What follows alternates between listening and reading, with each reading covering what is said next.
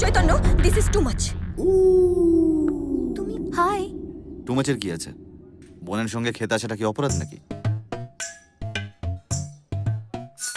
দাদা, পরে দেখা হবে, বাই। কুমারী কোথায়? আমার মনের মনি কোঠায়। ও ফিজিক্যালি এখন কোথায় আছে সেটা বলো। দেখো, ফিজিক্যালি হোক বা মেন্টালি হোক, সব ভাবেই ও আমার মনে আছে। চৈতন্য, আমি এসব পছন্দ করি না।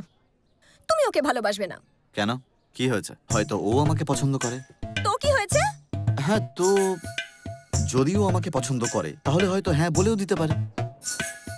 তোমায় যদি প্রেম করতেই হয় তাহলে আমার সঙ্গে করো।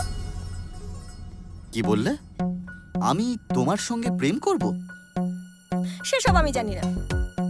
তবে তুমি কুমারীকে যতটা ভালোবাসো আমাকেও ততটাই বাসতে হবে। আর যা কিছু তুমি কুমারীর জন্য করছো তা আমার জন্য করো। না চট করে আমাকে আই লাভ ইউ বলো। লাভ ইউ টু বলে আমি অ্যাকসেপ্ট করে নেব।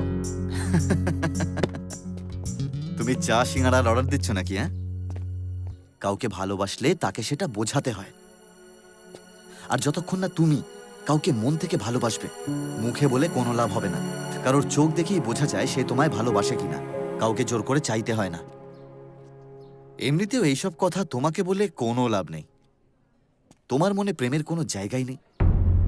যদি তোমাকে প্রপোজ করি আর তুমি রাজিও হও, তবু সারা জীবন আমি একাই তোমায় ভালোবাসবো আর তুমি তোমার দম্ভ নিয়েই থাকবে। তার মানে আমি তোমার হয়ে ব্যাটিং করব, আমি বোলিং করব, আমি আবার ক্যাচ ধরব, আর এত কিছু করার পরেও আমাদের দুজনের এই খেলাতে আউটটা আমাকেই হতে হবে।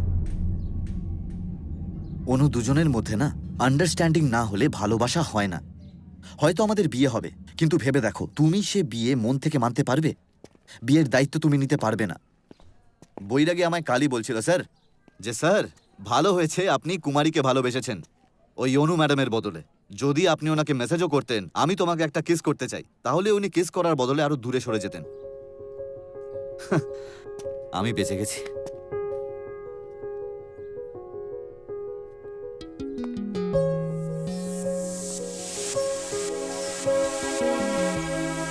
ho ho ho ho ho